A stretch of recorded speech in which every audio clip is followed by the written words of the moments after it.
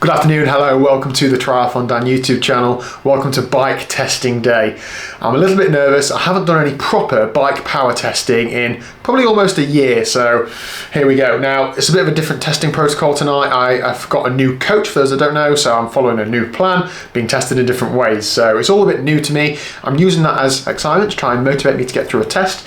Tonight's test is going to be about my anaerobic work capacity. I'm looking at the screen where it's written down, and my critical power. That sounds really complicated and I don't understand what those things are. I do vaguely, but in short, it's a 3-minute power test and a 12-minute power test, which even I can understand. So I'm going to do a race specific warm-up, which is a pretty standard ramp up to about threshold, recovery, couple of sprints, and then have a few minutes recovering, and then get into 3-minute test. And then in between 3 and the 12 minutes, I can have between 20 and 45 minutes just steady pedaling, recovering, just getting myself back together. So that's the plan. Pre-testing, I've been given free rein to do what I'd normally do for a race. I think that's the best preparation for it. So I have had a can of Red Bull, and I'll chuck the packet away, but a pack of Power Bar, cola, caffeine, chews. So some carbs, some sugar, some caffeine. Liz, can you stop yawning behind the camera, please? This is really exciting.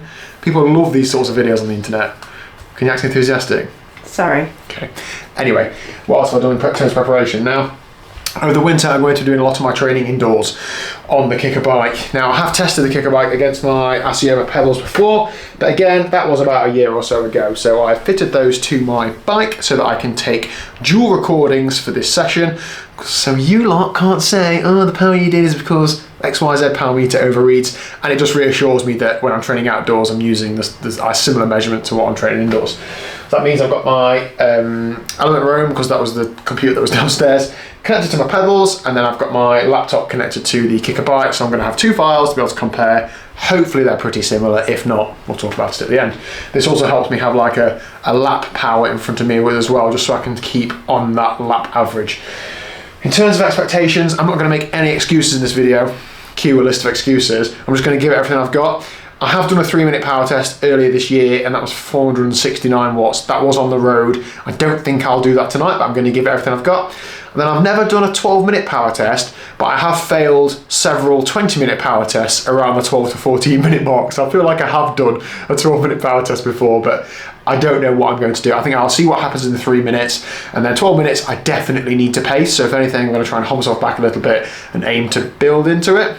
Don't we all say that before we start a power test? Anyway, I'm going to get onto the warm-up. Thank you, Elizabeth, for recording this session, and then get cracking with this 3 minutes. Let's go.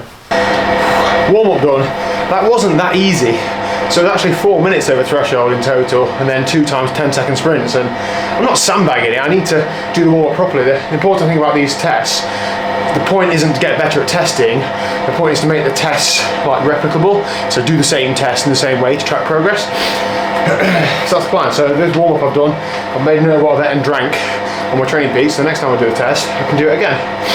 This isn't like the time of year to be hitting loads of PBs and stuff. It's just to make sure your training zones are accurate. So yeah, look forward to getting into this 3-minute one. So I think surely by the time it gets really hard, there's not long to go. Surely. Yeah, ready to get stuck in. You ready, Liz? I'm ready. You ready?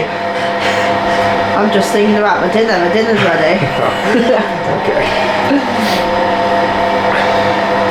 Are you ready to send it? I'm ready to send it. Oh, okay, 3-minute test done. As is always the case with this sort of thing, this camera packed up for some unknown reason, memory card. Anyway, I'm sure Liz will get some footage of the next effort, but it pretty much looked like this. So I'm sure you're not missing anything. That was okay.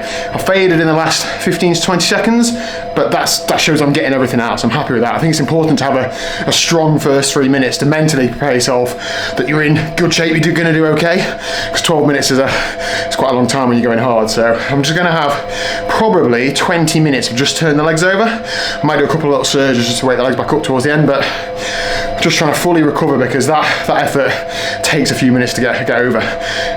I'm allowed to take as much recovery as I want, as long as in future tests I do the same or similar. So I think between 20 and 30 minutes is sensible. And we're going to talk numbers at the end.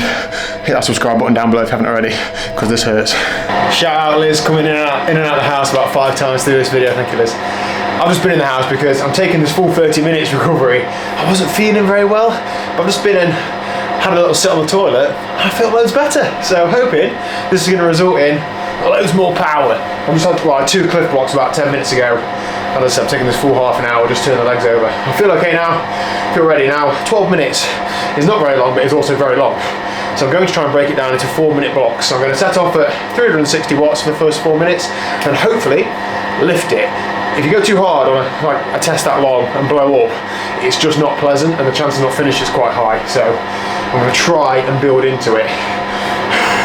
It's easier said than done, isn't it? But yeah, we'll see. It should feel okay for the first 3 or 4 minutes, and I know that I can press on towards the end if I feel good enough. Yeah, we'll go. I think lifetime best, I think I've done 4:10 for 10 minutes before, but I won't be near that tonight, I doubt it. But we'll give everything we've got. Come on. 25 seconds.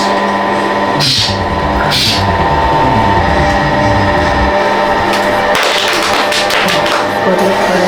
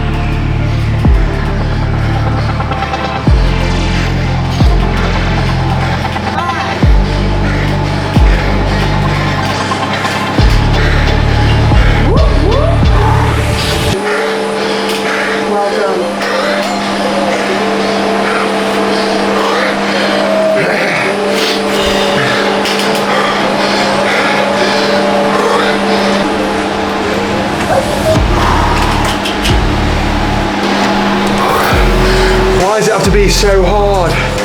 Oh man, that was tough. Really well.